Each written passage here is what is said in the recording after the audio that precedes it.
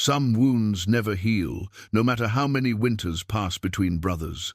When 68-year-old Elam Ridgeway receives word that his estranged brother has died, he returns to claim the old homestead with nothing but his dog Bristle and a heart full of regret. The weathered cabin sits beneath the cliff face, holding 30 years of bitter memories. But when Bristle starts digging beneath the floorboards, he uncovers a locked iron box buried deep in the earth. The locals whisper that the Ridgeway boys were cursed. One never left the mountain, the other never came back.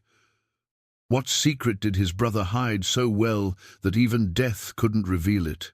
Before we jump back in, tell us where you're tuning in from. And if this story touches you, make sure you're subscribed, because tomorrow I've saved something extra special for you. The letter had arrived at the trading post in Whitefish, Montana, 3 weeks after Samuel's funeral. Elam Ridgeway held it in his weathered hands. Now, the paper, soft from repeated folding and unfolding during his long ride south. The handwriting belonged to old Doc Henley, the only man in Copper Creek who'd bothered to track down Elam's whereabouts after all these years. "Your brother Samuel passed peacefully in his sleep," the letter began, though Elam wondered what peace Samuel could have found in that isolated cabin. "The homestead deed shows you as next of kin. Property's yours if you want it. If not, the county will claim it come spring." Elam tucked the letter inside his worn leather jacket and adjusted his grip on Bristle's lead rope. The blue Gila mix had been his constant companion for 8 years now, through countless traplines and hunting seasons in the Bob Marshall wilderness. Bristle's intelligence had saved Elam's life more than once, alerting him to bears, unstable ice, and the subtle signs that separated survival from death in the backcountry. The trail down to Copper Creek wound through stands of lodgepole pine and aspen, their autumn leaves creating a carpet of gold beneath the horses' hooves. Elam's packhorse, a sturdy bay mare named Sage, carried everything he owned: bedroll, cooking gear, traps, rifle, and a few precious books wrapped in oilcloth. After 30 years of wilderness living, a man learned to value substance over sentiment. The first glimpse of the Ridgeway homestead stopped Elam cold. Nestled against the base of a granite cliff, the cabin looked smaller than memory suggested, its log walls dark with age and moisture.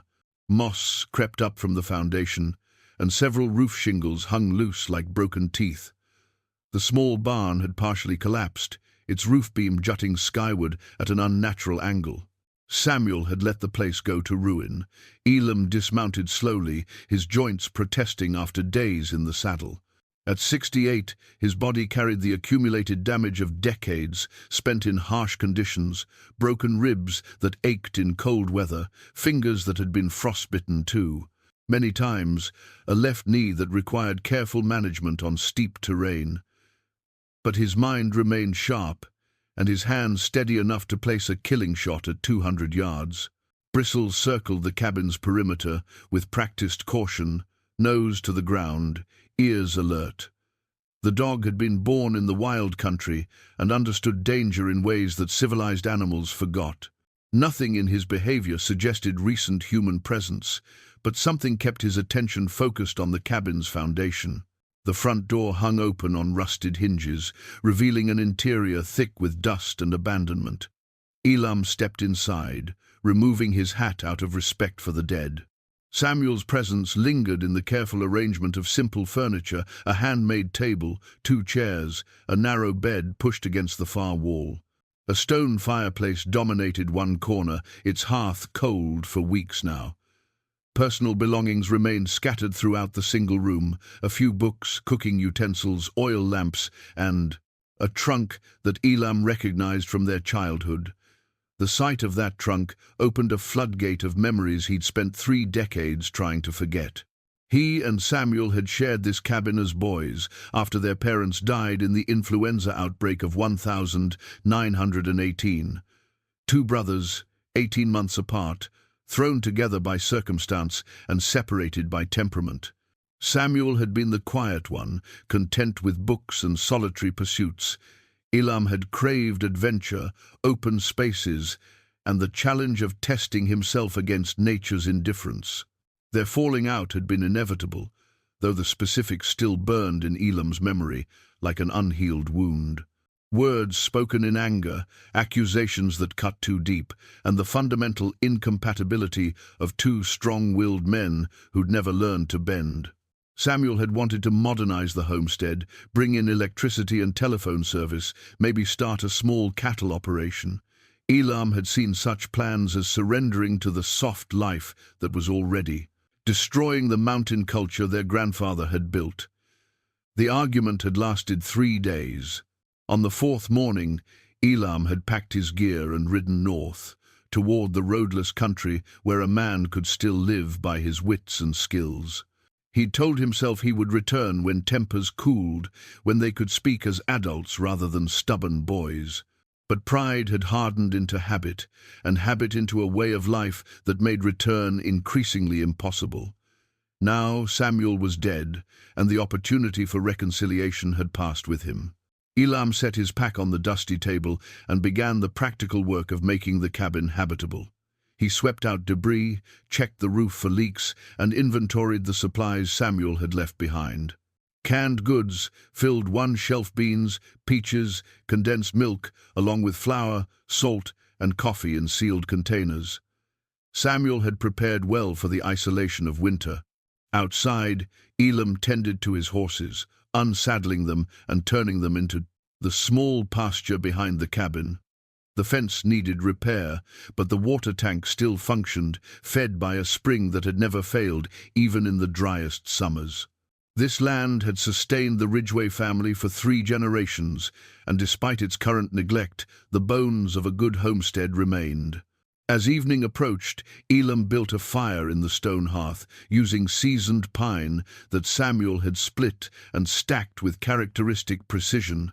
The warmth pushed back shadows that seemed to hold too many memories, and the familiar ritual of preparing a simple meal brought a measure of peace to the day's emotional upheaval. Bristle had settled near the fireplace but remained alert, occasionally lifting his head to stare at specific spots on the cabin floor. Dogs possessed senses that humans had traded away for civilization, and Elam had learned to trust his companion's instincts. If something about this place troubled Bristle, there was reason for concern. The silence felt different here than in the wilderness. Up in the high country, silence carried the constant presence of life, whined through trees, distant bird calls, the rustle of small creatures moving through underbrush. This silence felt heavier, weighted with years of solitude and the accumulated quiet of a man who'd chosen isolation over human connection. Elam opened one of Samuel's books, a collection of essays by John Muir that their father had given them as boys. Samuel's careful marginalia filled the pages, observations and reflections written in the same precise handwriting that had marked his schoolwork decades earlier. The younger brother had always been the scholar, finding in books the companionship that the mountain country provided for Elam. "We are now in the mountains, and they are in us," Muir had written, and Samuel had underlined the passage twice. Below it, in pencil, Samuel had added his own words. "But sometimes the mountains hold us when we're ready to leave."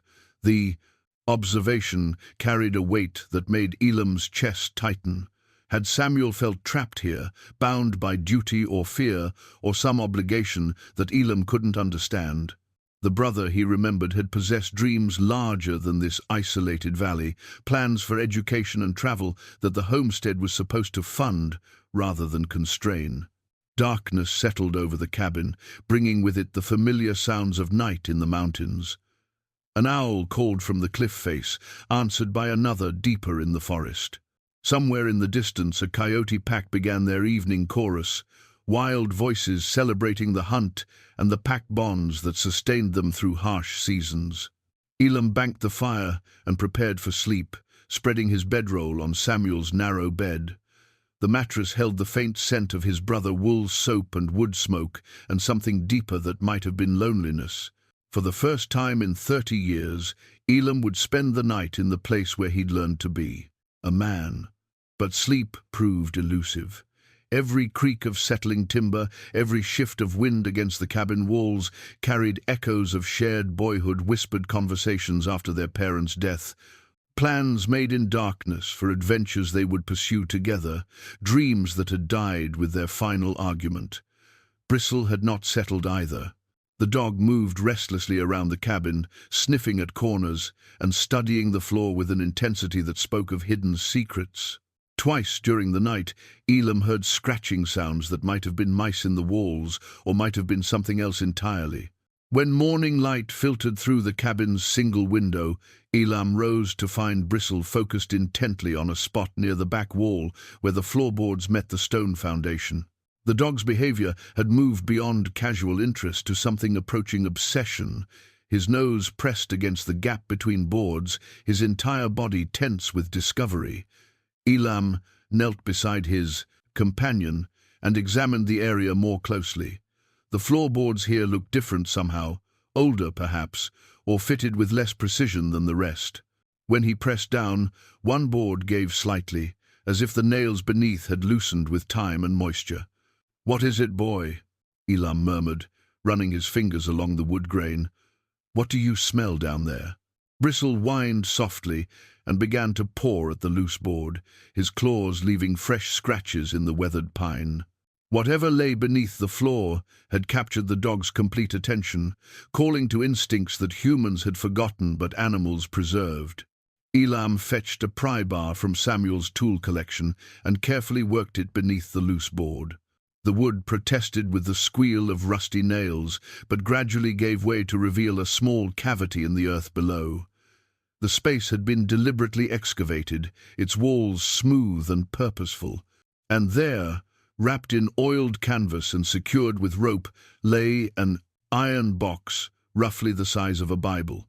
Its surface showed the dark patina of age, but the metal remained solid, and the lock mechanism appeared functional. Someone had placed this box with great care, ensuring its protection from moisture and discovery. Elam lifted the box from its hiding place with reverent hands.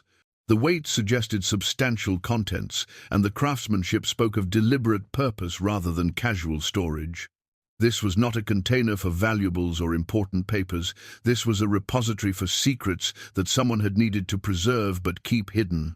As he examined the box more closely, Elam noticed something that made his blood run cold. The locking mechanism had been secured from the inside, with the bolt thrown in a way that would have required someone to be sealed within. Whatever Samuel had buried beneath this floor, he had wanted to ensure it could never be opened accidentally or easily. The morning sun slanted through the cabin window, illuminating dust motes that danced in the still air like spirits disturbed from long rest. Elam set the iron box on the table and stared at it, understanding instinctively that opening it would change everything he thought he knew about his brother's 3 decades of solitude. Some secrets, he realized, had the power to outlive the men who kept them. Elam spent the morning examining the iron box from every angle, searching for some way to understand its construction and purpose. The metal showed the distinctive patterns of hand-forged ironwork, probably created by the same blacksmith who had made the cabin's door hinges and window hardware decades earlier. But the locking mechanism was unlike anything he had seen before, a complex arrangement of internal bolts that could only be secured from within the container itself. The implications troubled him deeply.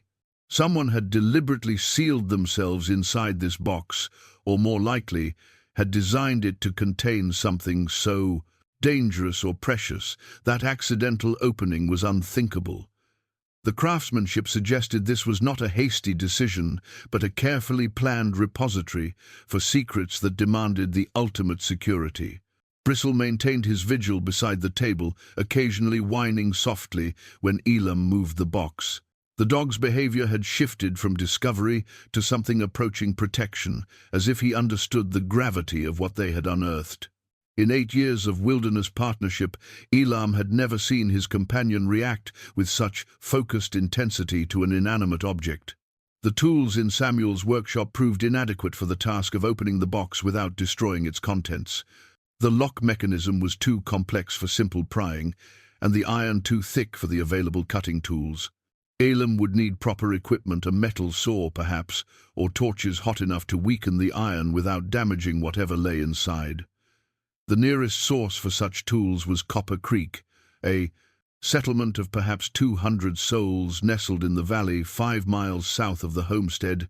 Elam had not visited the town in 30 years, but necessity demanded the journey. He saddled Sage and secured the iron box in his saddlebags, leaving Bristle to guard the cabin with instructions to trust no strangers. The ride to Copper Creek carried Elam through country that had changed little since his youth. The same stands of ponderosa pine lined the trail, their red bark catching morning light like burnished copper. The same creek that had given the settlement its name still ran clear and cold, carrying snowmelt from peaks that touched the sky. But the town itself showed signs of the modern world's encroachment: telephone lines strung between newly planted poles, and the distinctive rumble of automobiles mixing with the familiar sounds of horses and wagons.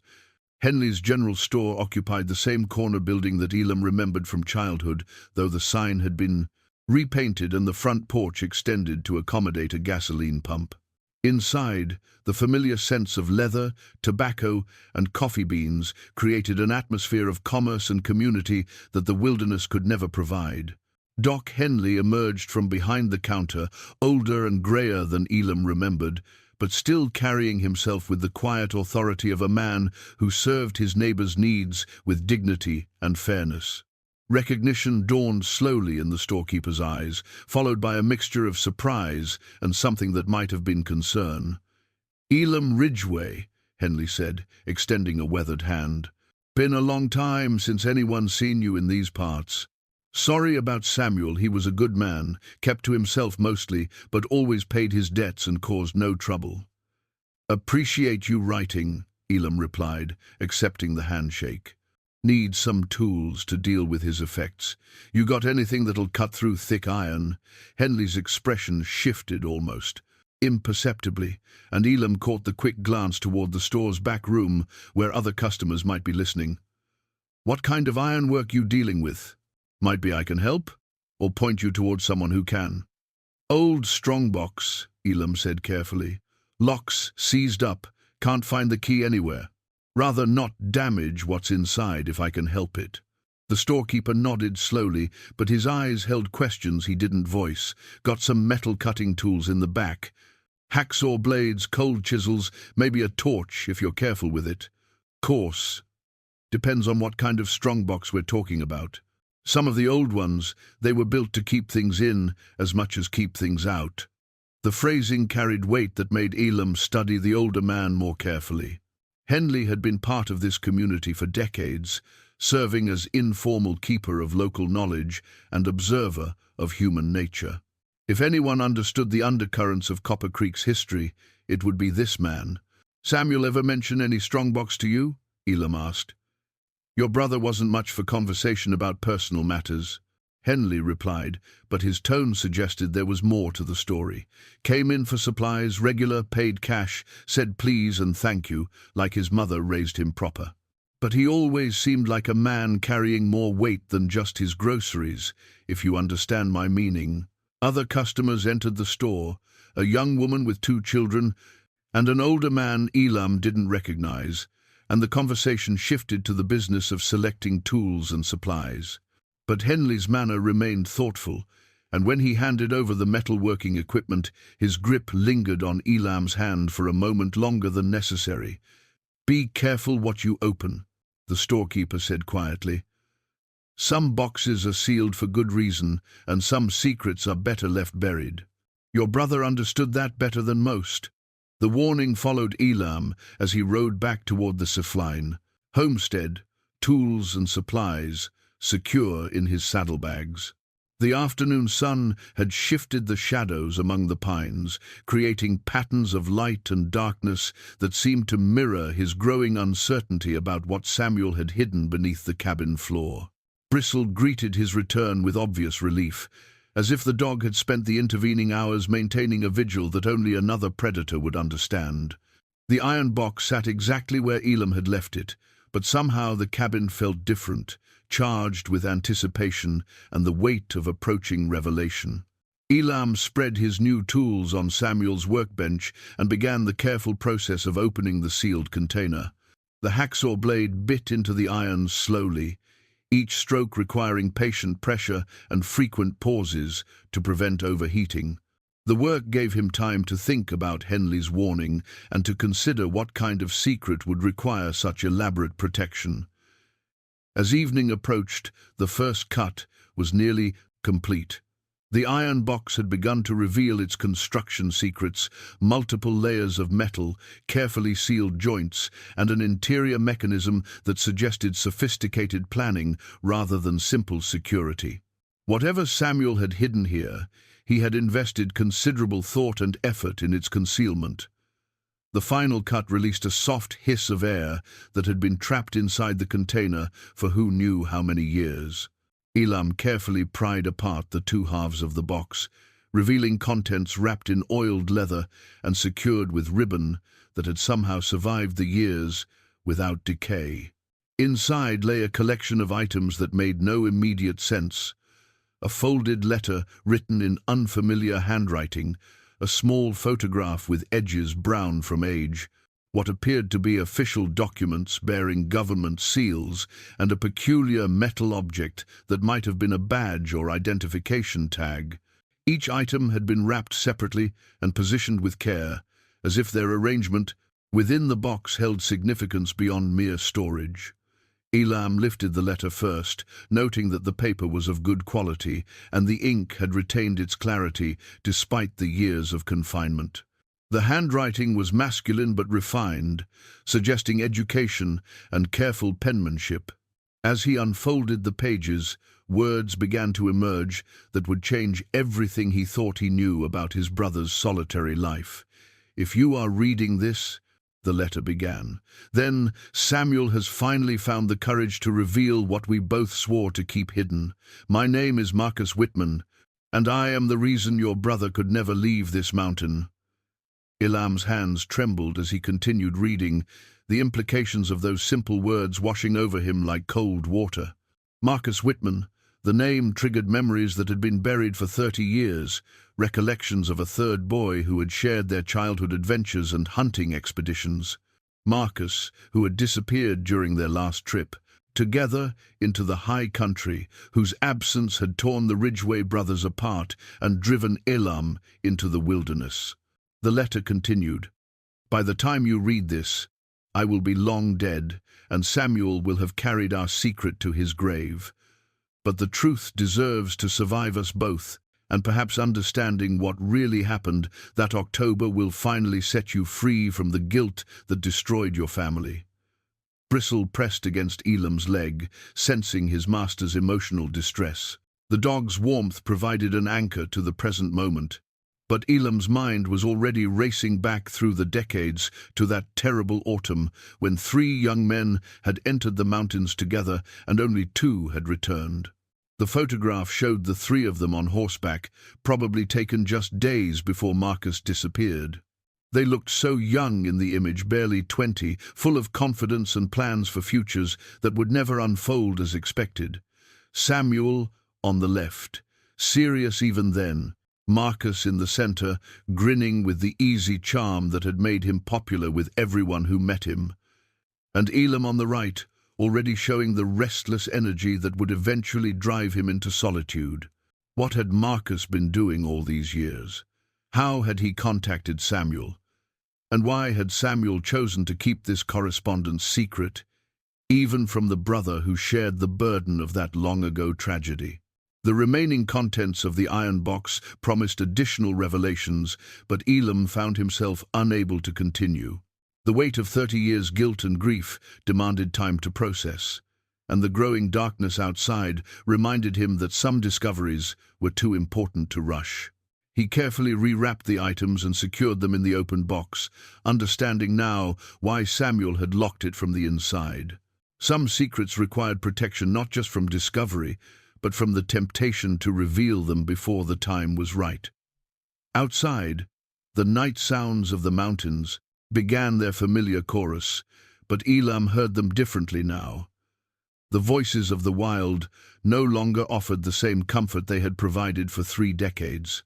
Instead, they seemed to whisper of unfinished business and debts that death could not cancel. Sleep eluded Elam that night. He lay on Samuel's narrow bed, staring at the cabin's log ceiling, while memories of Marcus Whitman stirred like disturbed sediment in still water. The boy had been 2 years younger than Elam, the son of a traveling preacher who had settled in Copper Creek when his wife's consumption required the mountain air for healing. Marcus had possessed that rare combination of intelligence and physical capability that made him equally comfortable discussing literature around a parlor fire or tracking elk through trackless wilderness. The three boys had become inseparable during the summers, when Marcus was free from his father's evangelical obligations. They had explored every canyon, climbed every accessible peak, and learned the mountain's secrets with the intensity that only youth could sustain. Marcus had been the best hunter among them, blessed with patience and an intuitive understanding of animal behavior that impressed even the old-timers in town. When dawn finally broke over the eastern peaks, Elam rose with the grim determination of a man who understood that avoiding truth only prolonged suffering. He needed to search Samuel's belongings more thoroughly, to understand what his brother had known about Marcus's fate and why he had chosen silence over revelation. The cabin held few hiding places for a man determined to keep secrets, but Samuel had been methodical in his approach to concealment. Elam began with the obvious locations beneath the mattress, inside books, behind loose boards, before moving to more sophisticated possibilities. His brother had always possessed a careful mind, and 30 years of solitude would have sharpened his instincts for privacy. Bristle assisted the search with his superior senses, methodically investigating corners and crevices that human perception might miss. The dog's behavior had remained altered since discovering the iron box, as if the revelation had awakened instincts that demanded continued vigilance. More than once, Bristle directed Elam's attention to areas that proved to hold hidden compartments or concealed storage. The breakthrough came when Bristle began pawing at the stone fireplace with the same intensity he had shown toward the loose floorboard. Elam examined the hearth carefully, running his hands along the mortar joints until he found one section that had been carefully removed and replaced. Behind the loose stones lay a narrow cavity that contained a cloth-wrapped bundle. Inside the bundle, Elam found Samuel's personal journal, a leather-bound book that his brother had filled with careful observations spanning the past 15 years. The earliest entries dealt with practical matters: weather, patterns, wildlife observations, notes on home maintenance and seasonal preparations.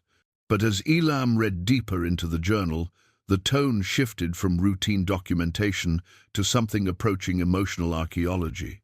October 15th, 1925, one entry began. Received another letter today. Marcus writes that he understands why we made the choices we did, but forgiveness comes harder than understanding. He speaks of dreams where he sees himself falling over and over and wakes to find himself still alive when he shouldn't be. How do you answer a man who thanks you for saving his life while cursing you for the cost? Elam's hands trembled as he read his brother's careful script. Marcus was alive, or had been alive, as recently as 1925. The implications staggered him. 30 years of guilt over a friend's death, 3 decades of self-imposed exile based on a tragedy that had never occurred. But if Marcus lived, why had he allowed the brothers to believe otherwise? The journal entries revealed a correspondence that had continued sporadically over the years, with letters arriving at unpredictable intervals through intermediaries in various mountain towns. Marcus's messages painted a picture of a man struggling with physical and emotional wounds that had never properly healed. He had survived their hunting accident, but survival had come at a cost that made him unrecognizable to those who had known him before. He writes of winters spent in hospitals, Samuel had recorded, of surgeries that failed to restore what was lost, of family members who could not bear to look upon what he had become. Says he chose to let us believe him dead rather than burden us with the knowledge of his suffering. But the burden of thinking him dead has been its own form of suffering, and I wonder sometimes if truth might have been kinder than kindness. The accident itself remained frustratingly unclear in Samuel's recounting. The journal contained only oblique references to the fall, and the choice we had to make, and the lie that seemed like mercy at the time. But gradually, through careful reading of multiple entries, a picture emerged of three young men caught in circumstances that had demanded impossible decisions and carried consequences that stretched across decades. Marcus had been injured, badly injured, during what should have been a routine hunting trip into the high country. The brothers had faced a choice between attempting a dangerous rescue that might kill all three of them, or making the agonizing decision to leave their friend behind while they sought help. They had chosen the latter, racing back to town for assistance that arrived too late to find any trace of Marcus except blood on the rocks below a treacherous cliff face. The guilt had destroyed their relationship. Samuel believed they should have stayed and died with their friend rather than abandon him. Elam argued they had made the only choice that offered any hope of survival for anyone. The argument had festered until it poisoned everything between them, driving Elam into the wilderness and Samuel into the isolation that had defined his remaining years. But Marcus had survived somehow, and had eventually made contact with Samuel to reveal that their agonized choice had been the correct one after all. His injuries had been severe enough to leave him permanently changed, disabled in ways that made normal life impossible but alive. He had chosen to remain dead to spare his friends the knowledge of what their decision had cost him. "He sends no return address," Samuel wrote, "claims it is better if we cannot find him. Says he has found peace in places where the past cannot follow, and asks only that we find peace as well. But how can there be peace when love requires truth, and truth would only multiply the suffering?" The journal revealed Samuel's growing torment over the years. He had wanted to contact Elam, to share the burden of this knowledge and perhaps find some way toward reconciliation. But Marcus had extracted promises of continued secrecy, arguing that Elam's wilderness life was itself a form of healing that contact might disrupt. Samuel had honored those promises while slowly dying of emotional isolation. "Sometimes I think the three of us died on that mountain." Read one particularly heartbreaking entry, and what survived was just the shell of who we used to be. Marcus in his broken body, Elam in his endless exile, and me in this cabin that has become both sanctuary and prison. We were boys who thought we understood courage, and learned too late that the hardest courage is living with the consequences of doing what must be done. Bristle whined softly and pressed against Elam's leg as tears he hadn't shed in 30 years began to blur the process. Careful script of his brother's handwriting.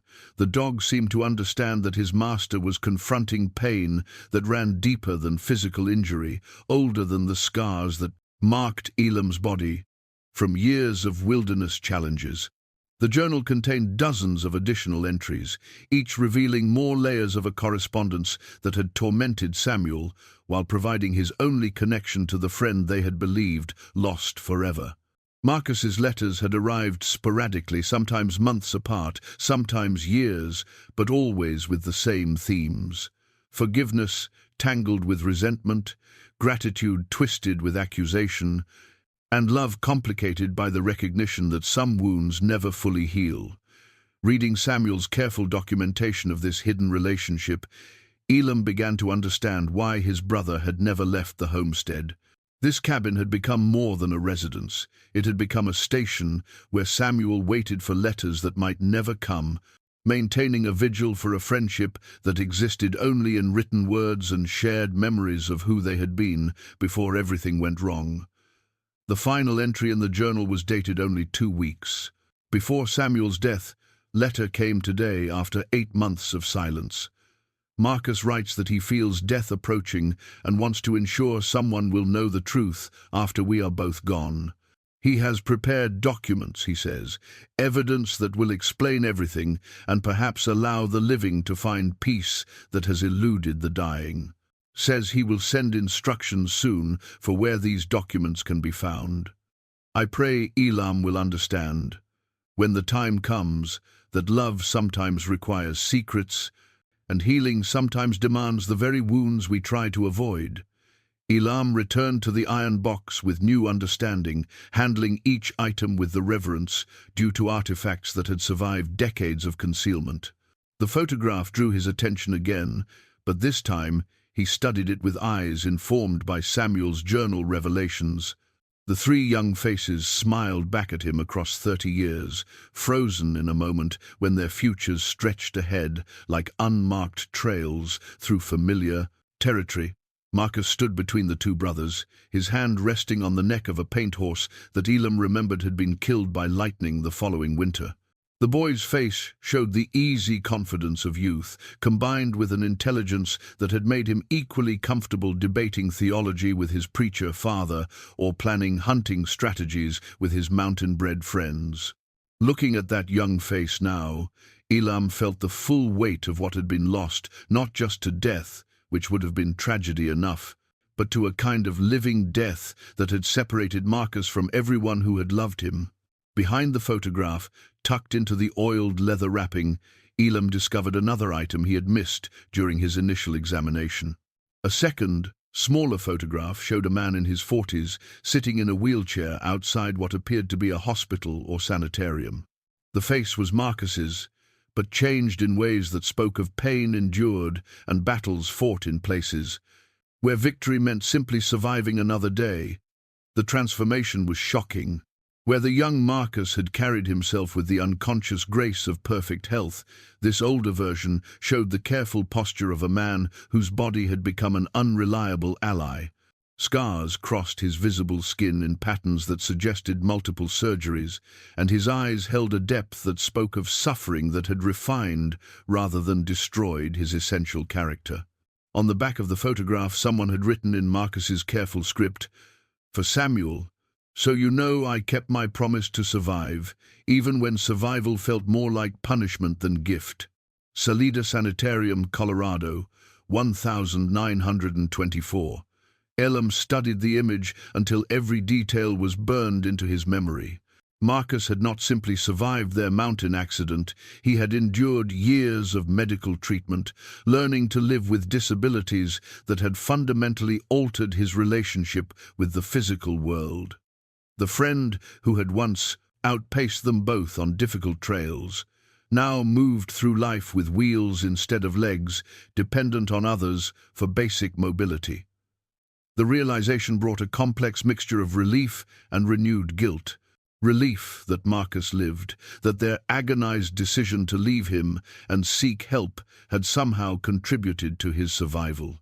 But guilt over the cost of that survival, and the knowledge that their friend had chosen isolation over reunion rather than burden them with the sight of what he had become. Returning to Marcus's original letter, Elam found passages that took on new meaning with this additional context. The doctors saved what they could, but some things cannot be repaired, only adapted to.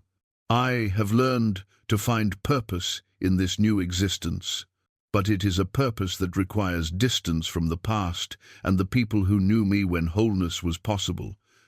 The letter continued with details that painted a picture of Marcus's life after the accident, years of hospitals and experimental treatments, efforts to rebuild not just his body, but his sense of identity in a world where physical capability had defined much of his self-worth. He had found work eventually, using his intelligence and education to support himself in ways that did not require the mobility he had lost. But he had chosen to remain dead to his past, believing that his transformed condition would only multiply the suffering of those who remembered him as he had been.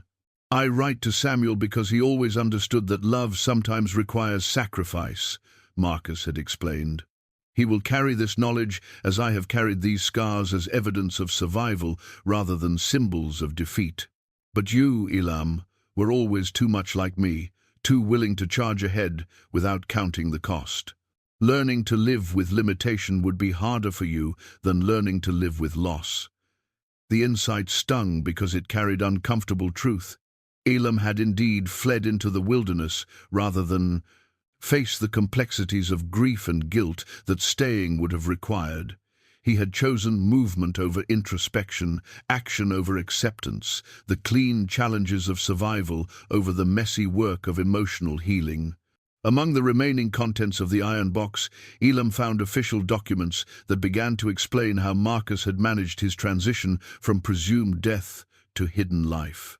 A death certificate bore his name and the date of their hunting accident, but it had been marked "Unconfirmed, body not recovered" in red ink. Medical records from various hospitals showed the progression of his treatment under a slightly altered name, Marcus W.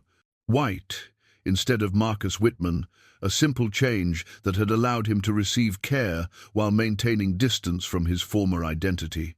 Most revealing was a letter from the Salida Sanitarium's director, explaining their policy of allowing patients to sever connections with their previous lives when such connections interfered with healing. Mr. White has expressed the desire to remain deceased in the eyes of his former associates, the letter stated. While we cannot officially support such deception, we recognize that psychological healing sometimes requires radical departures from previous relationships and identities. The final item in the collection was a small metal badge that Elam recognized as belonging to the Colorado Division of Wildlife. According to an accompanying letter, Marcus had found work as a consultant, using his extensive knowledge of animal behavior to assist with wildlife management from his wheelchair. The position had provided both income and purpose, allowing him to maintain a connection to the natural world that had shaped his youth while adapting to the physical limitations that defined his adulthood. "I have found peace in these mountains," Marcus wrote in his final letter to Samuel. "But it is a different peace than we imagined as boys. It is the peace of acceptance rather than conquest, of adaptation rather than dominance. The accident taught me that the mountains do not care about our plans or our desires. They simply exist, and we must learn to exist within their terms rather than demanding they conform to ours." Reading these words, Elam felt the foundations of his wilderness philosophy begin to shift. For 30 years, he had approached the natural world as an opponent to be challenged, a testing ground where he could prove his worth through endurance and skill. But Marcus had found a different relationship with the mountains, one based on humility rather than pride, cooperation rather than competition. The distinction carried implications that extended beyond wilderness survival.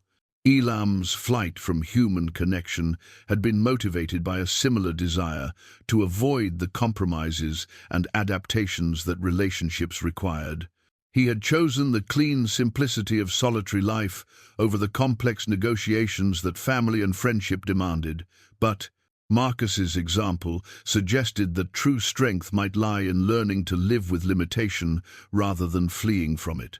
As afternoon shadows lengthened across the cabin floor, Elam carefully returned the documents to their protective wrapping, but he kept the 2 photographs out, propping them against Samuel's oil lamp, where the changing light would remind him of the friend who had survived when survival seemed impossible, and the brother who had carried that secret until it killed him. Bristle had maintained his patient vigil throughout Elam's examination of the box's contents, but now the dog rose and moved to the cabin's single window, staring out at the forest with an alertness that suggested approaching visitors. Elam joined him at the window, scanning the tree line for movement that might explain his companion's sudden tension. In the distance, barely visible through the pine trees, he caught a glimpse of riders moving along the trail toward the homestead. 2 men on horseback, too far away to identify but close enough to suggest they would arrive within the hour. Visitors were rare in this isolated valley, and their timing so soon after Elam's arrival and discovery of Samuel's secrets seemed more than coincidental. Whatever these men wanted, their approach marked the end of Elam's solitary confrontation with the past and the beginning of complications he was not yet prepared to handle. The approaching riders materialized into familiar forms as they drew closer to the homestead. Sheriff Tom Bradley led the pair, his star catching afternoon sunlight as he guided his sorrel gelding along the narrow trail. Behind him rode a younger man, Elam didn't recognize, lean and weathered, with the careful posture of someone accustomed to watching for trouble. Elam stepped onto the cabin's front porch, keeping his hands visible but ready. Bristle positioned himself at his master's side, alert but not aggressive, reading the situation with canine wisdom that had kept them both alive through countless wilderness encounters. "Afternoon, Elam," Bradley called as he reined his horse to a stop 20 feet from the cabin. "Heard you were back in the valley. Thought I'd ride out, make sure everything was settling in proper." The sheriff had aged well in the 30 years since Elam had last seen him, though silver now dominated his hair and deep lines mapped a face that had seen too much of humanity's darker impulses. Bradley had been a deputy when the Ridgeway boys were young, a fair man who understood the difference between justice and law and knew when each was appropriate. "Sheriff," Elam replied, with a nod toward the lawman and his companion. "Appreciate the visit. Been a long time. This here's Deputy Carson," Bradley said, indicating the younger man. "He's been helping me keep track of things since old Hendricks retired. Mind if we step down? Got some questions about Samuel and your plans for the property." Elam gestured toward the cabin's front steps, understanding that this was not a social call. "Coffee's fresh, if you want some. Been going through Samuel's effects, trying to make sense of what he left behind." The men dismounted and secured their horses to the porch rail. Bradley moved with the careful precision of someone whose joints reminded him daily of decades spent in the saddle, while Carson maintained the fluid readiness of youth, tempered by professional caution. "Sorry for your loss," Bradley said as they settled on the wooden steps. "Samuel was a good neighbor, never caused trouble for anybody. Kept to himself mostly, but that's not a crime in this country." "What kind of questions you got?" Elam asked, though he suspected he already knew the direction of the conversation. Bradley removed a folded paper from his shirt pocket and smoothed it against his knee. "This here's the official missing person report for Marcus Whitman, filed October 1895. Case never got closed proper, on account of we never found his body or got clear answers about what happened up there." The document's appearance sent cold fingers of apprehension down Elam's spine. After 30 years of assuming the matter was settled, the official machinery of law enforcement had apparently maintained its own form of patience. "Course, everybody knew the three of you went up into the high country together," Bradley continued, "and only 2 came back. Samuel and you both told the same story. Hunting accident. Friend fell from a cliff, couldn't recover the body before weather moved in. Made sense at the time, and nobody had reason to doubt your word." Carson leaned forward slightly, his presence adding weight to the sheriff's measured words. "Problem is, we've been getting inquiries lately. Family members asking questions, wanting to know if there's any new evidence about what really happened to Marcus." "What kind of family members?" Elam asked, though his chest was already tightening with the knowledge that Marcus's secret correspondence with Samuel might not have been as private as they had believed. "Nephew, mostly," Bradley replied. "Marcus's sister had a boy who grew up hearing stories about his missing uncle. Young man's got questions about the official version of events, thinks maybe there's more to the story than what got written down in 1895. The sheriff's tone remained conversational, but Elam caught the underlying current of official concern. Someone had been asking the right questions, or the wrong questions, depending on perspective. "You ever hear from Marcus after that hunting trip?" Carson asked directly. "Any word about what might have happened to him, where his body might have ended up?" The question hung in the air like smoke from a poorly banked fire. Elam found himself at a crossroads that would define not just his immediate future, but his relationship with truth that had been complicated by decades of partial knowledge and protective silence.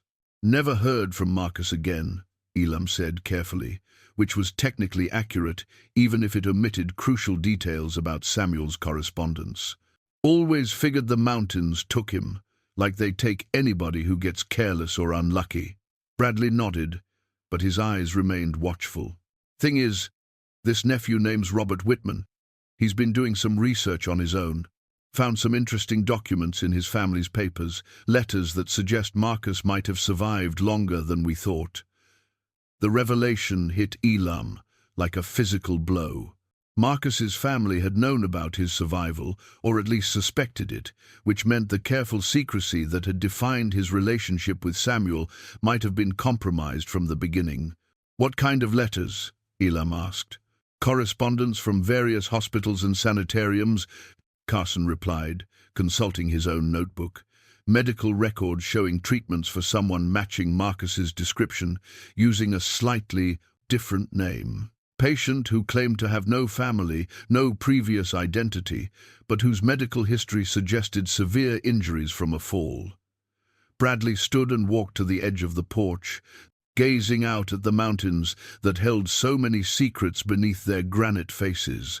Robert Whitman thinks his uncle survived that fall, spent years recovering from his injuries, and chose to stay hidden rather than return to his family. Wants to know if anyone else was involved in keeping that secret. The implications were staggering.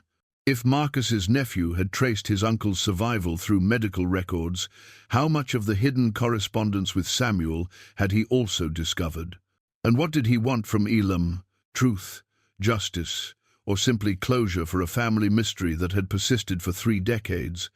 When did Samuel die exactly? Carson asked, his pencil poised over his notebook. 2 weeks ago, according to Doc Henley, Elam replied. Heart gave out in his sleep, which seems right, for a man who carried as much weight as Samuel did. "You think your brother was carrying weight?" Bradley asked, turning back to face Elam directly. The question forced Elam to confront the gap between what he could prove and what he now suspected. Samuel's journal had revealed the emotional toll of his secret correspondence with Marcus, but sharing that information would expose Marcus's carefully maintained privacy and potentially create legal complications that Elam didn't fully understand. "Samuel always took things harder than most," Elam said finally. "Losing Marcus hit him bad, and I think he never quite got over feeling like we should have done something different that day." "You feel the same way?" Carson pressed. Elam met the deputy's gaze directly. "I've spent 30 years thinking about what happened on that mountain, made my peace with the choices we had, even if the consequences were harder than we expected." Bradley folded the missing person report and returned it to his pocket. "Robert Whitman's planning to visit Copper Creek next week. Says he wants to see the place where his uncle disappeared, maybe talk to anyone who knew him. You planning to stick around or head back to wherever you've been living?" The question carried multiple layers of meaning.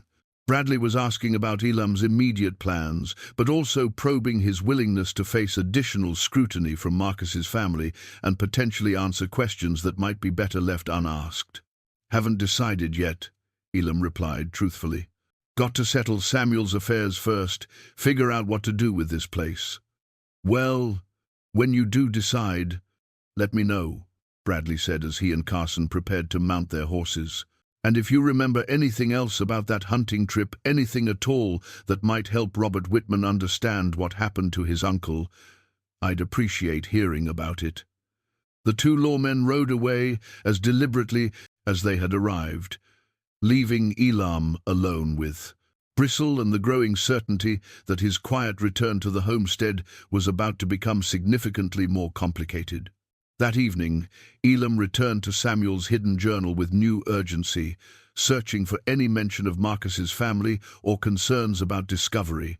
The sheriff's visit had transformed the box's contents from personal revelation into potential evidence. And Elam needed to understand the full scope of what Samuel had known about outside interest in their shared secret. Near the journal's final entries, he found what he was looking for. March 10th. Disturbing letter from Marcus today. Says his nephew has been asking questions about family history, digging through old papers in ways that make Marcus nervous. The boy apparently found some medical correspondence that Marcus thought he had destroyed. Feels like the walls are closing in after all these years of careful hiding. Elam's stomach clenched as he continued reading. Marcus had been aware of his nephew's investigation for months before his death, and the stress of potential discovery had clearly affected his final communications with Samuel. Marcus writes that he prepared a full confession. Samuel's entry continued, complete documentation of what really happened on the mountain and why we made the choices we did. Says if his secret is going to come out anyway, better it should come with context and explanation rather than suspicion and accusation. He's hidden these documents somewhere safe, with instructions for their release if anything happens to him. The implications were staggering. Marcus had created his own version of Samuel's iron box, a repository of truth designed to survive his death and provide answers to questions that might otherwise destroy innocent people. But where had he hidden such documents, and what instructions had he left for their discovery? Elam found his answer in Samuel's final journal entry, written just 3 days before his death. Final letter from Marcus arrived today. His health is failing rapidly, and he knows death is approaching. Says he's arranged for his confession and supporting documents to be delivered to Robert Whitman, but only if someone comes forward who can verify the truth of what happened 30 years ago.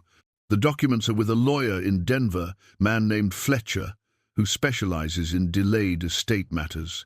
Marcus has instructed Fletcher to contact me if anyone starts asking official questions about the hunting accident. The entry concluded with words that made Elam's hands tremble.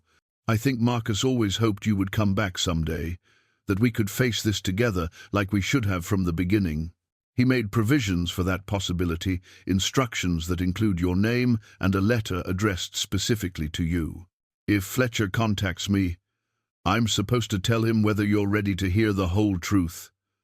I pray you are, brother, because I'm too tired to carry this weight alone anymore. Bristle whined softly and pressed against Elam's leg, sensing his master's emotional distress.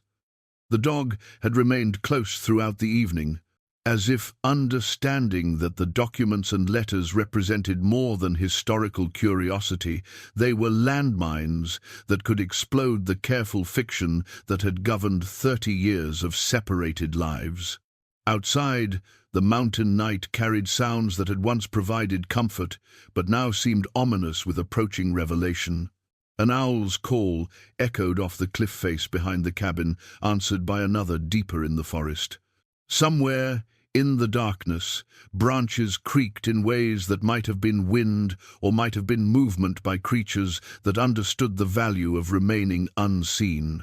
Elam rose from the table and walked to the cabin's single window, staring out at stars that had witnessed the rise and fall of countless human dramas without judgment or sympathy. The same constellations had shone down on 3 young men, making impossible choices in desperate circumstances, and they would continue shining long after the consequences of those choices had been resolved one way or another. The decision that faced him was deceptively simple: remain silent and hope that Robert Whitman's investigation would eventually lose momentum, or contact this lawyer Fletcher and retrieve Marcus's final confession. The first choice offered the possibility of preserving the status quo, maintaining the protective fiction that had allowed all 3 men to survive in their various forms of exile. The second choice promised truth, but truth that might destroy as much as it revealed. But even as Elam weighed these options, he understood that the choice was largely illusory. Robert Whitman's investigation had already progressed too far for simple denial to remain effective. The sheriff's visit had made clear that official interest was building, and official interest possessed resources and persistence that could eventually uncover any secret, regardless of how carefully it had been protected.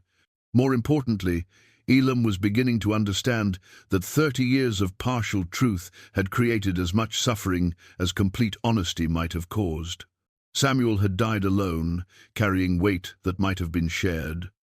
Marcus had spent decades in exile, protecting friends who might have found ways to help bear his burden.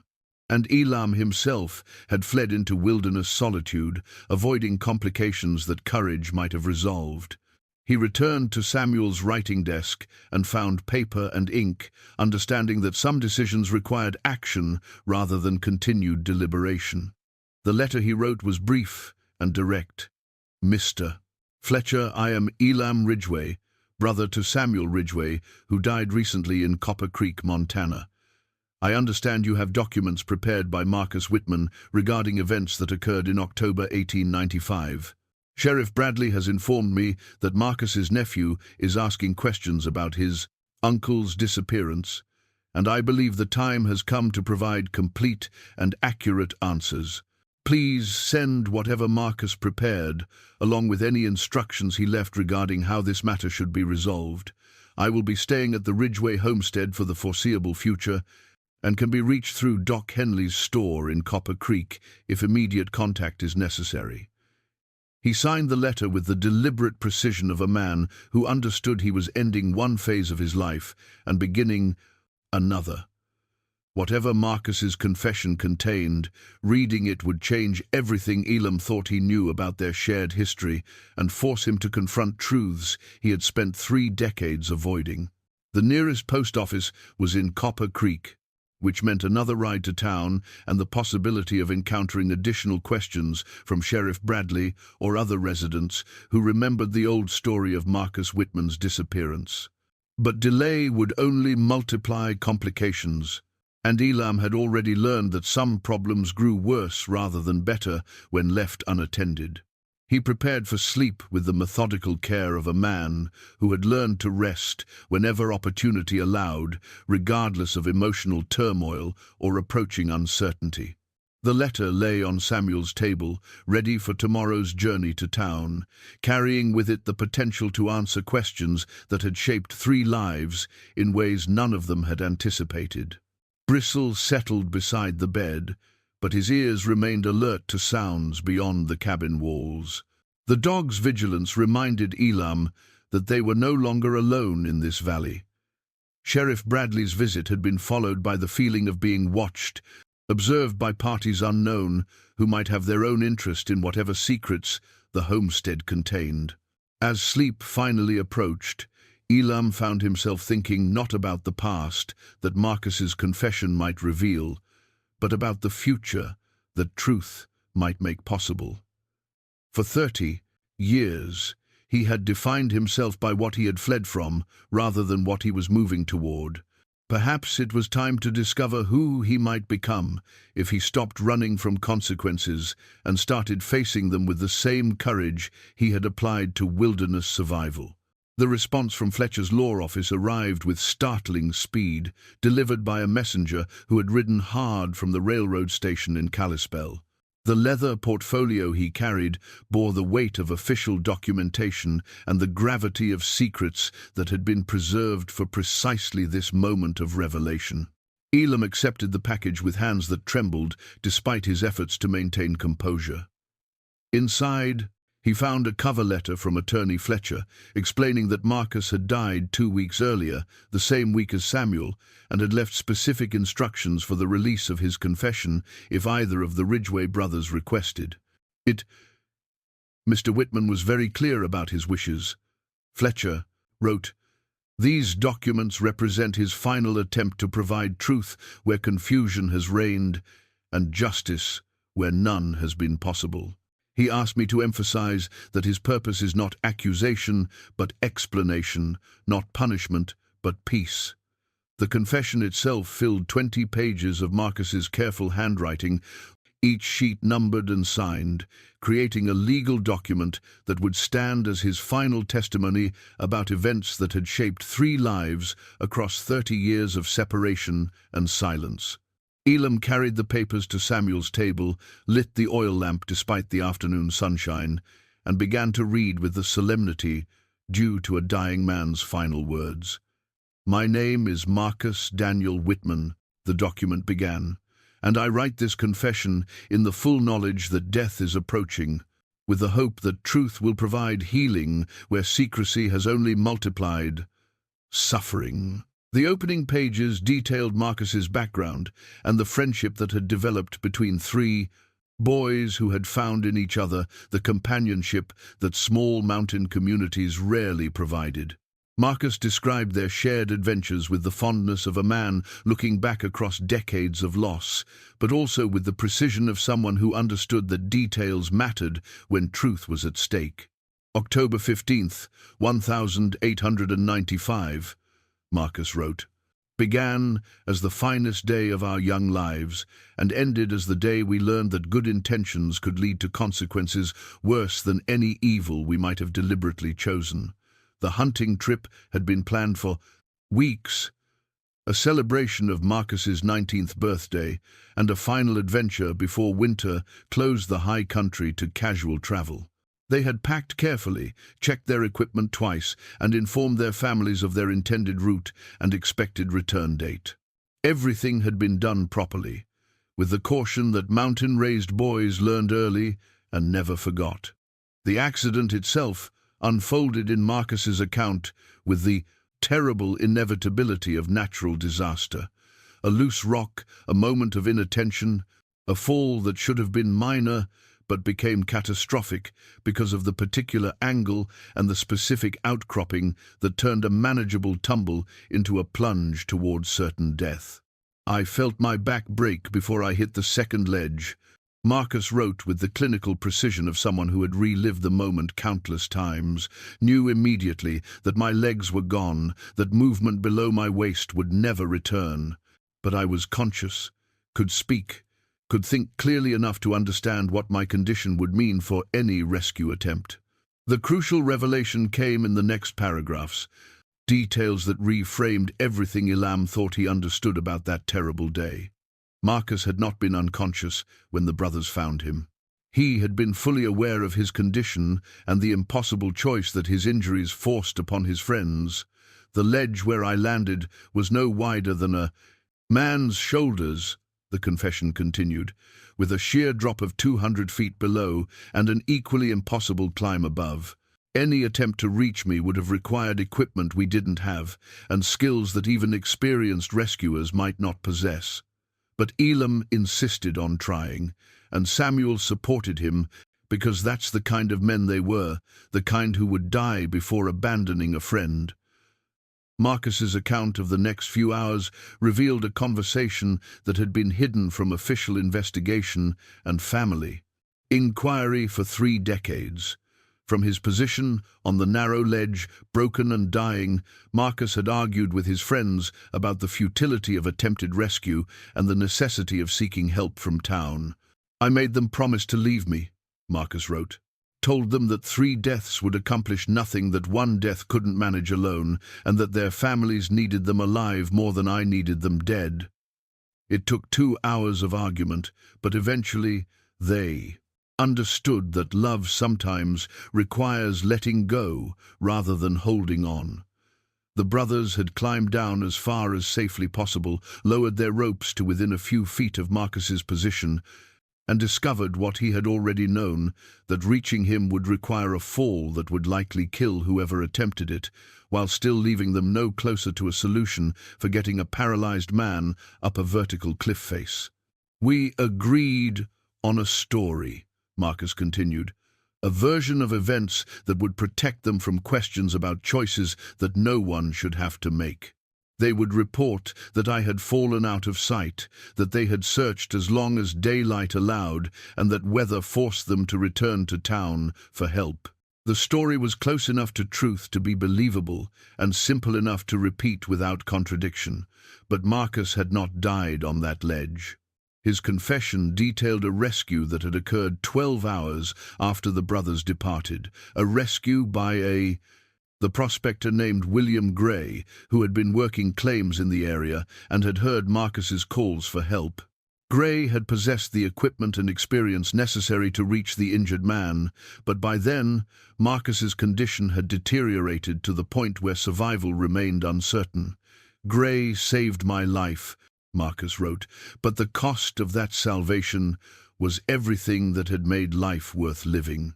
The fall had crushed my spine, shattered my legs, and damaged organs in ways that would require years of surgery and recovery. More devastating was the knowledge that the friends who had loved me enough to risk their own lives would blame themselves for leaving when leaving had been the only choice that offered any hope of survival. The prospector had taken Marcus to a mining camp equipped with basic medical facilities, where a doctor had stabilized his condition enough for transport to a real hospital in Denver. The journey had taken 3 weeks, during which Marcus had plenty of time to consider the implications of his survival for the friends who thought him dead. I chose to remain dead rather than burden them with the knowledge of what I had become, Marcus explained.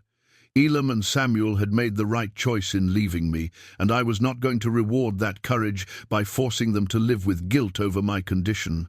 They deserved to remember me as I had been, not to see me as I had become. The confession detailed Marcus's years of recovery, his adaptation to life in a wheelchair, and his eventual discovery of purpose in work that utilized his intelligence rather than his mobility. He had found employment with the Colorado Division of Wildlife, advising on animal behavior and habitat management. The work had provided meaning and financial stability, but it had not eased the emotional isolation that came with maintaining his elaborate deception. 20 years passed before I contacted Samuel, Marcus wrote. By then, loneliness had become a weight that threatened to crush what the accident had left intact. I wrote carefully, explaining my survival and my choice to remain hidden, asking only for the companionship of occasional correspondence. Samuel responded with kindness that I had not dared to hope for, but also with pain that I had not anticipated. The letters between Marcus and Samuel had continued sporadically for a decade, providing Marcus with his only connection to the life he had abandoned, and Samuel with knowledge that brought both comfort and torment. Marcus had been careful never to reveal his location or provide information that might allow Samuel to find him, maintaining the emotional distance that he believed necessary for their mutual protection. The greatest tragedy of our situation, Marcus concluded, was not the accident itself, but the way love compelled us all to choose isolation over connection. Samuel isolated himself at the homestead, carrying guilt for choices that had saved rather than condemned me. Elam isolated himself in the wilderness, fleeing consequences that existed only in his own mind, and I isolated myself in hospitals and sanitariums, protecting friends from truths that might have brought healing rather than harm. Marcus's final paragraphs addressed the investigation that his nephew had initiated and the necessity of revealing truth before it could be discovered through less controlled means. Robert means well, but his search for answers threatens to expose our secret without providing the context necessary for understanding. This confession is my attempt to ensure that when truth emerges, as it inevitably must, it comes with explanation rather than accusation, love rather than judgment. The confession ended with specific instructions for Robert Whitman's inquiry and a final letter addressed directly to Elam. Marcus's last words to his childhood friend carried 3 decades of accumulated wisdom about survival, adaptation, and the courage required to live with consequences rather than flee from them. The accident taught me that mountains are neither cruel nor kind. They simply exist according to laws that don't consider human desires or human pain. But humans can choose cruelty or kindness in response to what cannot be changed. We chose kindness, even when kindness required secrets. Now I choose truth, trusting that love can survive revelation as it survived separation. Elam set the confession aside with hands that shook from more than age or cold. Marcus's words had reframed 30 years of guilt and regret, replacing accusation with understanding and blame with forgiveness. But they had also created new responsibilities, the need to face Robert Whitman's questions, to work with authorities toward proper resolution, and to find ways of honoring Marcus's memory that acknowledged both his survival and his sacrifice. The letter addressed specifically to Elam carried Marcus's personal words across 3 decades of separation, written in the careful script of a man who understood he was composing his final communication with the friend who had shaped his youth and haunted his isolation. Dear Elam, it began, If you are reading this, then death has finally caught up with me, and you have chosen courage over continued flight. I write these words, knowing they may be my last chance to speak directly to the brother I gained and lost on the same mountain where our childhood ended. Marcus's personal letter filled 6 pages with memories and observations that revealed depths of affection and understanding that 30 years of silence had not diminished. He wrote of watching Elam from a distance, through mutual acquaintances, following his friend's wilderness career, with the pride of someone who understood that exile could be transformation rather than merely escape. "I heard about your reputation among the trappers and guides," Marcus continued. "How you could track wounded game across terrain that would challenge most men in perfect health, how you survived storms that killed other experienced outdoorsmen, how you found water in drought, years when established wells ran dry." Samuel shared these stories in his letters, gathered from travelers who had encountered you in the backcountry. "We were proud of what you became, even as we mourned what we had lost." The letter included details about Marcus's own life that had not appeared in his formal confession, his struggles with depression during the early years of recovery, his gradual acceptance of physical limitation, and his discovery of purpose in work that honored, rather than ignored, his transformed condition. "I learned to find meaning in observation rather than participation," he wrote, "in understanding animal behavior from a perspective that relied on patience rather than mobility. The wheelchair forced me to develop skills I had never needed as a whole. Man, the ability to remain motionless for hours, to read subtle signs in animal movement and habitat use, to think strategically about problems that physical capability could not solve through direct action." But the letter's most important passages dealt with the decision that all 3 men would soon face, whether to reveal the problem's truth publicly or attempt to manage Robert Whitman's investigation through more limited disclosure. "My nephew is a good man, but he lacks the context necessary to understand why we chose secrecy over revelation," Marcus explained. "He sees only the apparent abandonment and the family's decades of unanswered questions. He cannot comprehend that love sometimes requires distance, that protection can look like neglect when viewed from outside the circumstances that created it."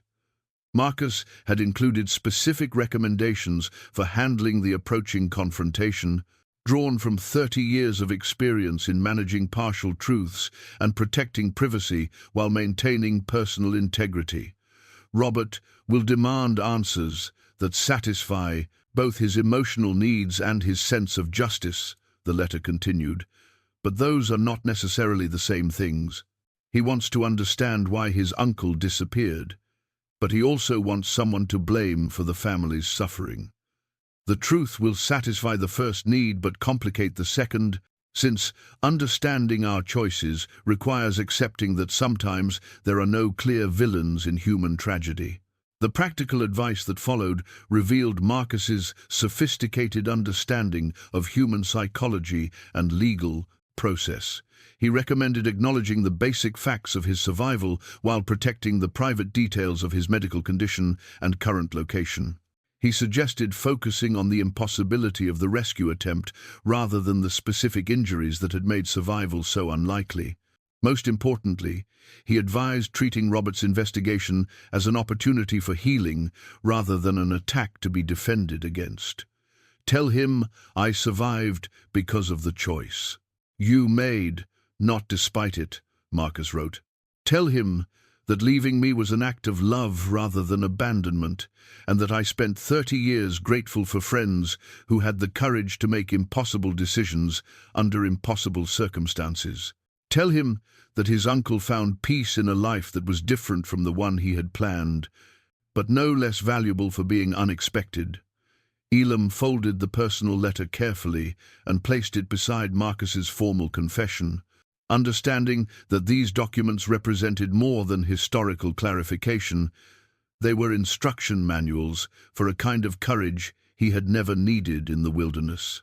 Facing wild animals or natural disasters required skills he had mastered through decades of practice, but facing human judgment and emotional complexity demanded different capabilities entirely. The sound of approaching horses drew his attention to the window, where he could see Sheriff Bradley returning with a larger group this time. 3. Additional riders accompanied the lawman and his deputy, including a young man whose bearing and features suggested he was Robert Whitman. The others appeared to be officials of some kind, perhaps federal marshals or territorial investigators, drawn by the implications of a 30-year-old missing person case. Bristle rose from his position beside the fireplace, hackles slightly raised as he assessed the approaching party. The dog's reaction was measured rather than aggressive, suggesting caution rather than immediate threat, but his alertness reminded Elam that this confrontation would determine the future course of multiple lives. Before joining the group outside, Elam made careful preparations based on Marcus's advice and his own understanding of what the next few hours would require. He gathered Marcus's confession, the supporting documents from the iron box, and Samuel's journal entries that provided context for the brothers' 30-year separation. Each piece of evidence will be necessary to paint a complete picture of events that official investigation had never fully understood. More importantly, he prepared himself mentally for questions that would probe not just the facts of October 1895, but the emotional landscape that had shaped 3 decades of subsequent choices. Robert Whitman would want to understand not just what had happened to his uncle, but why the survivors had chosen silence over revelation, isolation over community, and protection over truth. Elam stepped onto the cabin porch with the dignity of a man who had finally chosen to face consequences rather than flee from them. The afternoon sun cast long shadows across the homestead, creating patterns of light and darkness that seemed to reflect the complex interplay of truth and concealment that had defined his adult life. "Mr. Ridgeway," Sheriff Bradley called as the group approached. "Like you to meet Robert Whitman. He's the nephew I mentioned, come to ask about his uncle Marcus." The young man who dismounted from the lead horse carried himself with confidence, tempered by respectful uncertainty. Robert Whitman appeared to be in his early 30s, with dark hair and intelligent eyes that reminded Elam painfully of the friend they had lost and found and lost again. His manner suggested education and determination, but also the emotional vulnerability of someone whose family history contained gaps that demanded filling. "Mr. Ridgeway," Robert said, extending his hand. "Thank you for agreeing to speak with me. I know this must be difficult, bringing up old memories and painful subjects." Behind Robert, the other officials maintained respectful distance while observing every detail of the interaction. Their presence transformed what might have been a private conversation into something approaching formal testimony, with implications that extended beyond personal healing toward official resolution of a case that had remained open for 3 decades. "Been expecting you," Elam replied, accepting the handshake and meeting Robert's gaze directly. "Got some things you need to see, documents that'll explain more than I could manage with just words alone." The admission caused a visible stir among the assembled men, suggesting that they had expected denial or limited cooperation rather than full disclosure. Sheriff Bradley stepped forward with the careful attention of a lawman who recognized that a routine inquiry was about to become something significantly more complex. "What kind of documents?" Bradley asked. "The kind that answer questions you didn't know enough to ask," Elam replied. "But before we get into specifics, you all need to understand something about what happened 30 years ago. It wasn't what anybody thought it was, including me and Samuel. The truth is going to change how you see everything about that hunting trip and everything that came after." Robert Whitman leaned forward slightly, his entire being focused on the promise of answers that had eluded his family for so long. "My uncle is alive, isn't he? That's what the medical records suggest, what all this secrecy has been protecting. Your uncle was alive," Elam corrected gently, understanding that the distinction would matter enormously to the young man who had spent years searching for traces of a disappeared relative. "Marcus died 2 weeks ago. The same week Samuel passed. But he lived 30 years longer than anybody thought, and he wanted you to know the truth about why he chose to let you think otherwise. The revelation hung in the mountain air like smoke from a distant fire, carrying with it the promise of illumination and the threat of destruction. Robert's face showed the complex mixture of relief and grief that came with answers that arrived too late for reunion, but soon enough for understanding. He left instructions, Elam continued, a complete confession and explanation for everything that happened, everything we chose, and everything we should have done differently. But reading it is going to hurt before it heals, and it's going to change how you remember your uncle and how you think about your family's history. Sheriff Bradley nodded slowly, recognizing that they had moved beyond simple missing person investigation into territory that would require careful handling and official documentation. Maybe we should sit down somewhere comfortable, he suggested, and take this slow and proper. Elam gestured toward the cabin, understanding that the building where Samuel had lived in isolation would now become the place where truth finally emerged, to replace the protective fiction that had governed 30 years of separated lives. Whatever happened in the next few hours would determine whether Marcus's sacrifice had achieved its intended purpose of protecting his friends, or whether revelation would create new forms of suffering to replace the old. Inside the cabin, Elam arranged Marcus's confession and supporting documents on Samuel's table, while the assembled men settled into chairs and positions that transformed the simple living space into an impromptu courtroom. The afternoon light, streaming through the single window, illuminated papers that had waited 3 decades for this moment of revelation. Robert Whitman sat directly across from Elam, his hands folded but trembling slightly with the anticipation of finally learning his uncle's fate. Sheriff Bradley positioned himself where he could observe both the documents and the reactions they would provoke, while his deputy took notes with the methodical precision of official record-keeping. "Before you read anything," Elam began, "you need to understand that your Uncle Marcus was the best man any of us ever knew. What happened to him was nobody's fault, and what he chose afterward was done out of love for people he didn't want to see suffer on his account." He placed Marcus's medical photograph on the table first, the image of a man in a wheelchair outside the Salida Sanitarium. Robert leaned forward to examine the picture, his breath catching as he recognized familiar features transformed by years of pain and recovery. "That's him," Robert whispered. "That's Uncle Marcus. But what happened to him? Why is he in a wheelchair, and why did he let us think he was dead?" Elam handed him Marcus's formal confession, 20 pages of careful handwriting that would answer every question while raising others that had never been considered. "Read this first. It'll explain everything better than I could manage with talking alone." As Robert began reading, his expression shifted through stages of comprehension that reflected the complexity of his uncle's story. Initial relief at confirmation of Marcus's survival gave way to horror at understanding the extent of his injuries, then confusion about the decision to remain hidden, and finally a growing appreciation for the impossible choices that had shaped 30 years of family history. "He convinced you to leave him," Robert said after finishing the account of the hunting accident. "He was conscious and made you promise to abandon him on that ledge." "Wasn't abandonment," Elam replied firmly. "Was the only choice that offered anybody any hope of survival. Marcus understood that trying to rescue him would have killed all 3 of us without saving any of us. He made us see reason when emotion would have gotten everybody killed." Sheriff Bradley examined the medical records that Marcus had preserved, documents showing the extent of his spinal injuries and the years of treatment required to stabilize his condition.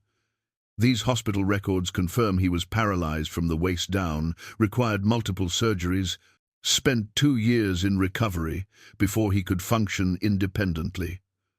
Robert continued reading through Marcus's personal letter, his face showing the emotional impact of words written specifically for family members who had spent decades wondering about their missing relative. He says he watched our family from a distance, knew about my mother's grief and my grandmother's death, but chose to stay hidden rather than burden us with knowledge of his condition. Your uncle was protecting you, Elam explained. He knew that seeing him broken and changed would hurt worse than believing him dead and whole. Maybe he was right, maybe he wasn't, but his intentions were good. The deputy looked up from his note-taking with questions that reflected official interest in legal implications. Is there any evidence of wrongdoing here? Anything that suggests the original missing person report was filed under false pretenses? Original report was accurate based on what we knew at the time, Elam replied. We searched until dark, found blood on the rocks below where Marcus fell, had no reason to believe anybody could survive that kind of fall onto that kind of terrain. When we reported him missing and presumed dead, that was the truth as we understood it.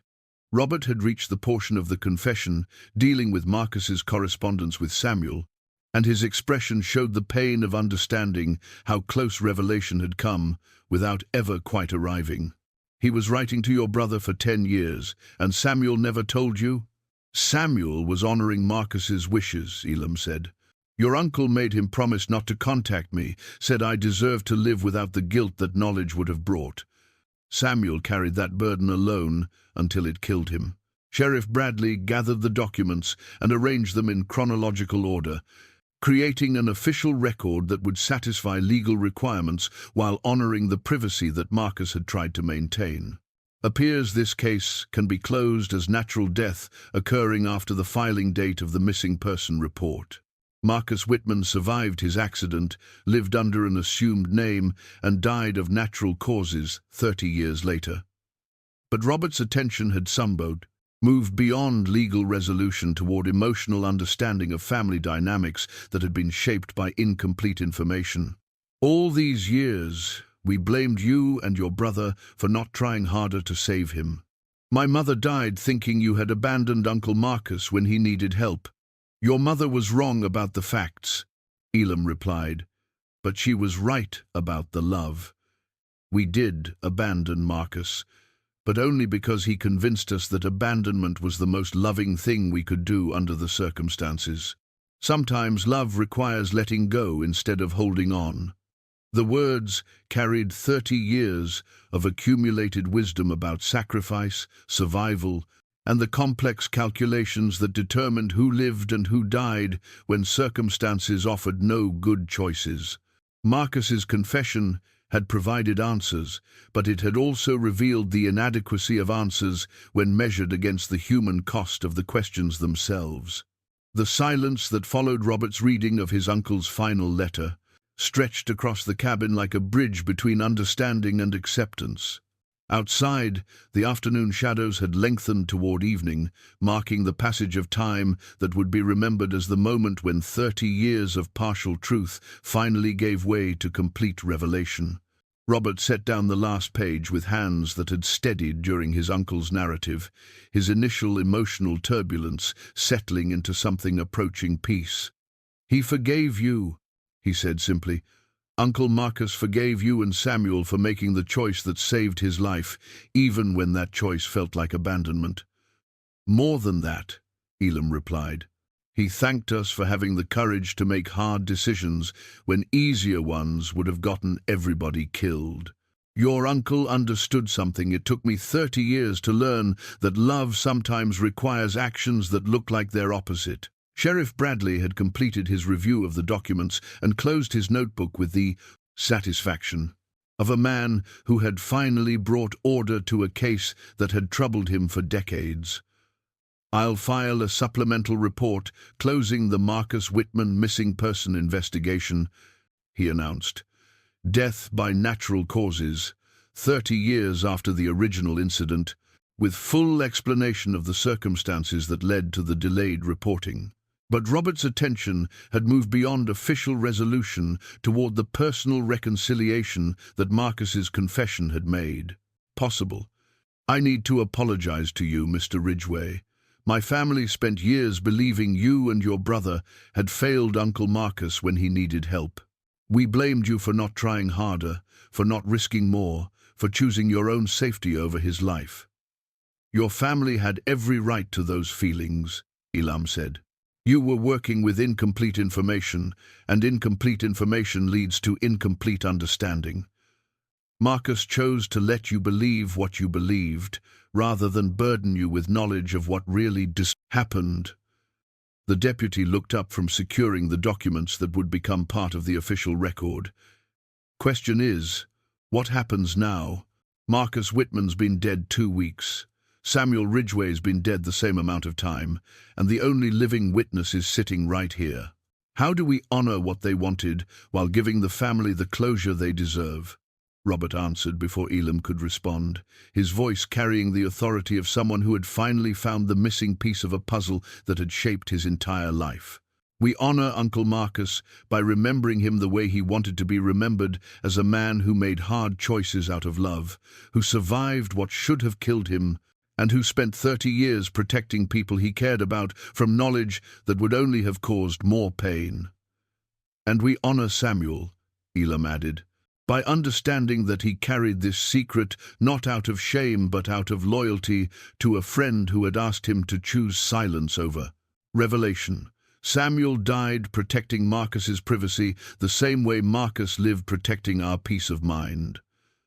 The sun had moved low enough to send horizontal rays through the cabin window, illuminating the dust motes that danced in the still air like spirits of the past, finally finding rest. The documents on the table no longer represented explosive secrets, but historical records that had served their purpose of bringing truth to light at the moment when truth could heal rather than destroy. There's something else, Robert said, reaching into his coat pocket. Something I brought to show you, in case we found evidence that Uncle Marcus had survived. He produced a small wooden box, hand-carved, with the kind of attention to detail that marked it as a labor of love rather than mere craftsmanship.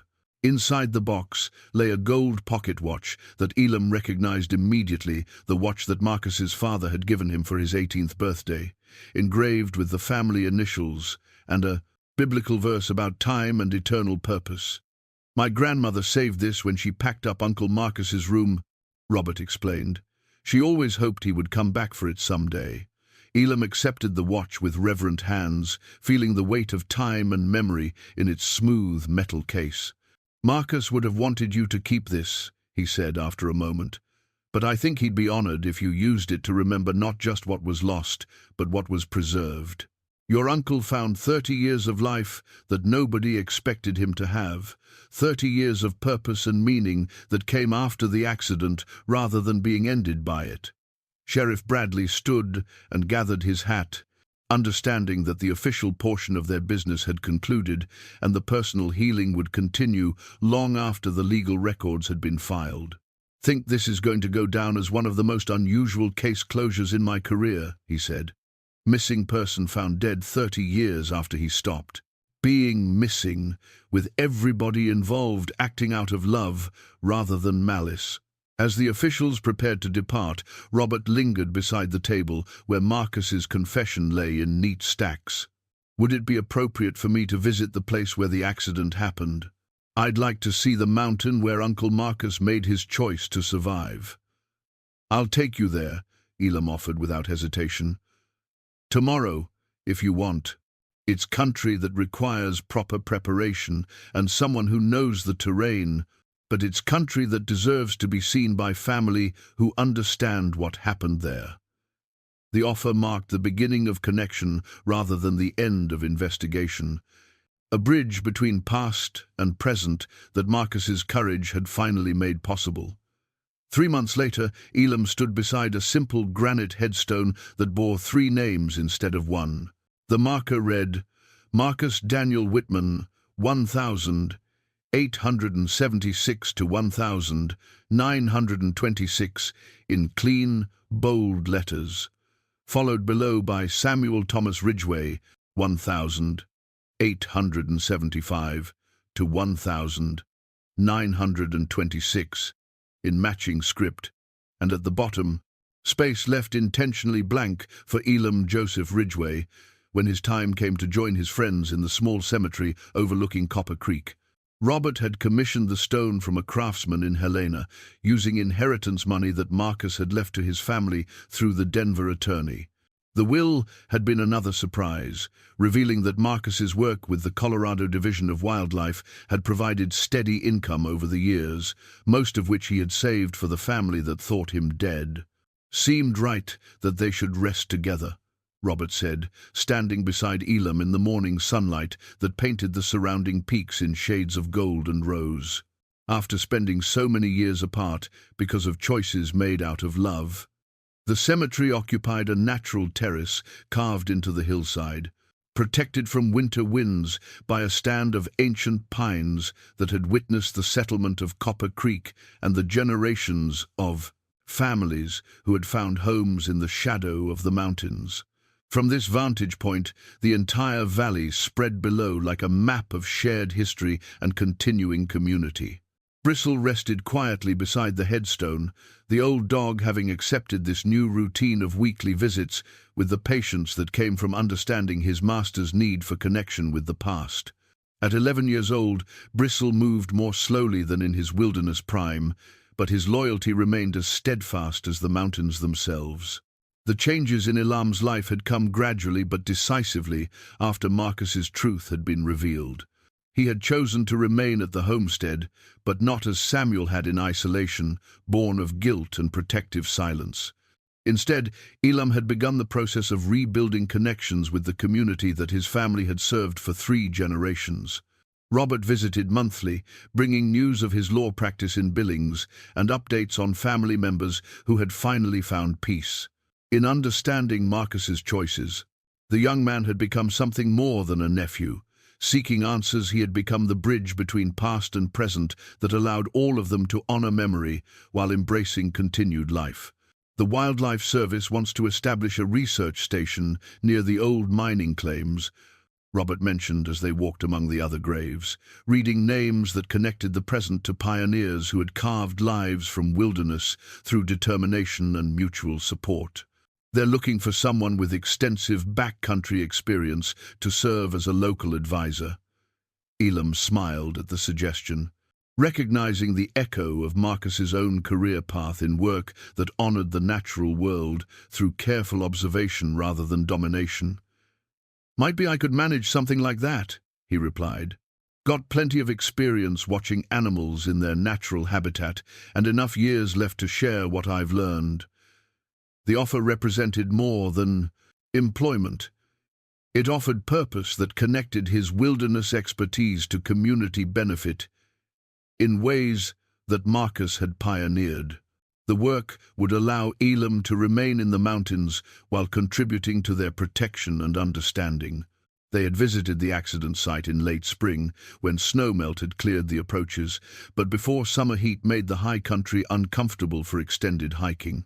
Robert had needed to see the ledge where his uncle had made the choice to survive, to understand the impossible geography that had shaped 3 lives in ways none of them could have anticipated.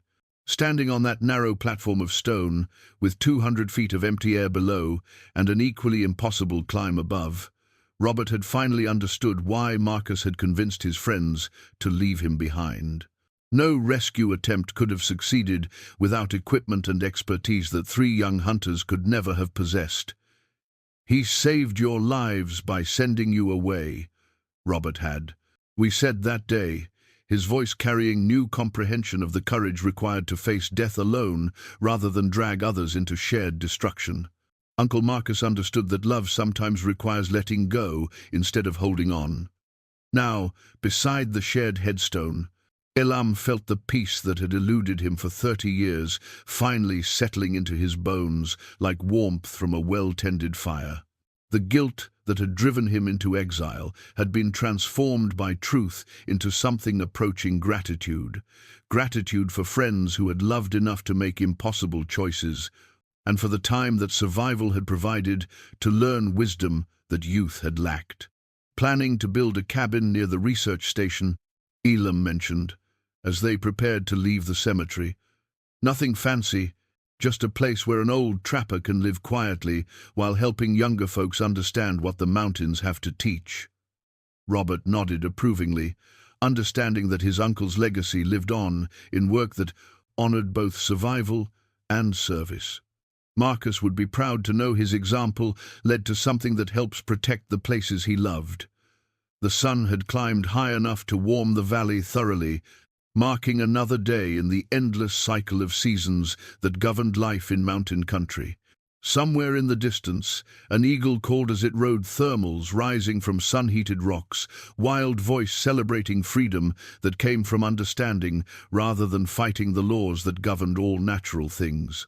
Elam whistled softly for Bristle, and together they walked down the hillside toward the homestead that would soon become a different kind of base camp, not a refuge from human connection, but a place where solitude and community could coexist in the balance that Marcus had discovered, and Samuel had protected until the burden became too heavy for one man to carry alone. The mountains remained unchanging in their essential character, but the men who lived among them had finally learned to change in response to truth rather than flee from it. Sometimes the greatest adventures required standing still long enough to let understanding catch up with experience and love catch up with fear. Behind them, the granite headstone caught morning light and held it, marking the place where three friends had finally found the peace that had eluded them in life but welcomed them in memory. The inscription at the stone's base read simply, "They chose love over fear and found courage in impossible places."